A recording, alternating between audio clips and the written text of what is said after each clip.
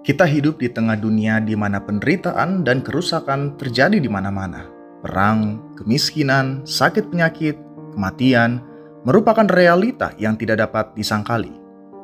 Apakah kerusakan ini sudah terjadi sejak mulanya? Sesungguhnya tidaklah demikian. Pada mulanya, Allah merancang dan menciptakan dunia ini dengan sempurna. Semuanya sungguh amat baik. Segala sesuatu ada dalam tatanan keindahan dan relasi yang harmonis antara Tuhan, manusia, dan seluruh ciptaan.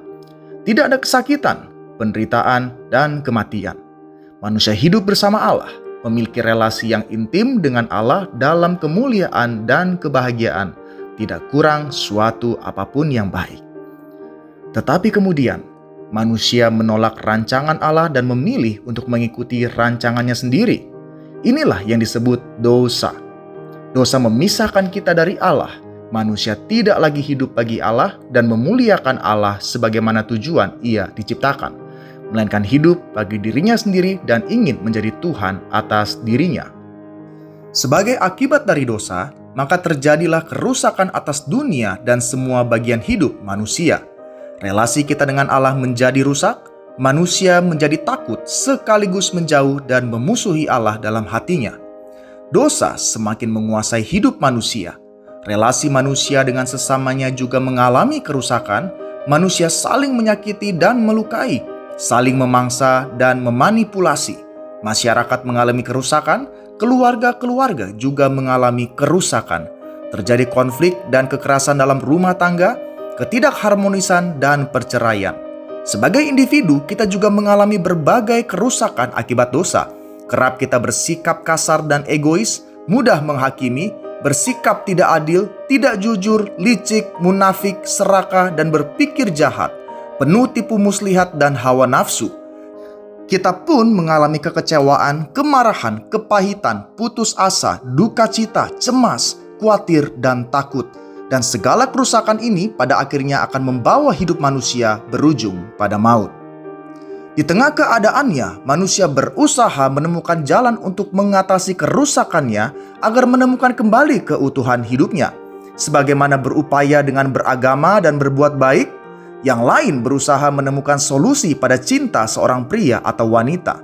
Ada yang mengejar jenjang pendidikan dan pengetahuan, yang lainnya berusaha meraih kekayaan, kekuasaan, dan kesenangan dunia. Namun tidak satu pun dari semua itu mampu memperbaiki dan mengatasi masalah dosa dan segala kerusakan yang telah terjadi. Pertanyaannya itu adalah, masih adakah harapan bagi kita? Sesungguhnya ada kabar baik bagi kita.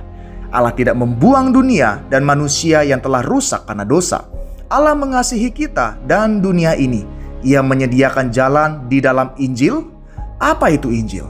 Yesus, Dia adalah Tuhan. Ia datang ke dalam dunia menjadi manusia, menjalani hidup yang sesuai dengan rancangan Allah.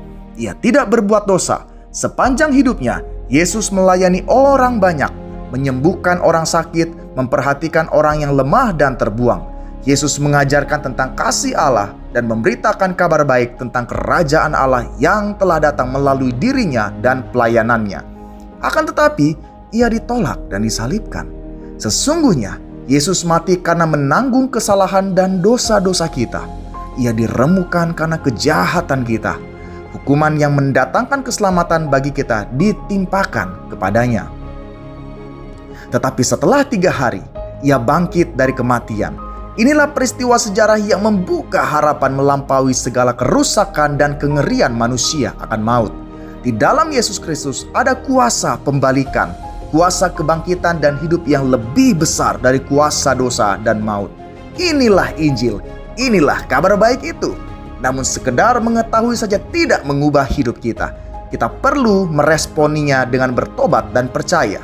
Bertobat artinya kita mengakui kerusakan kita dan ketidakberdayaan kita mengatasi dosa, lalu berpaling meninggalkan dosa dan datang kepada Yesus. Percaya artinya kita berhenti mengandalkan diri sama sekali, lalu mempercayakan diri sepenuhnya hanya pada Yesus, pada kebenarannya, pada kematian dan kebangkitannya yang menyelamatkan kita dari dosa dan hukuman dosa. Di dalam Yesus kita diterima oleh Allah. Relasi kita dengan Allah dipulihkan kembali. kita menerima hidup yang baru dan bertumbuh. Desain rancangan Allah yang sempurna sampai akhirnya kelak kita berjumpa dengan Allah dan hidup bersamanya selama-lamanya dalam langit dan bumi yang baru.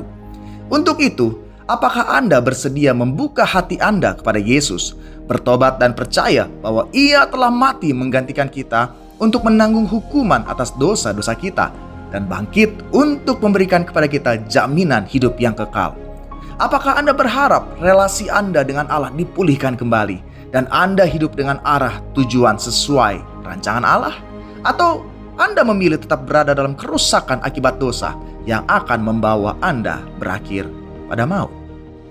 Manakah yang Anda pilih?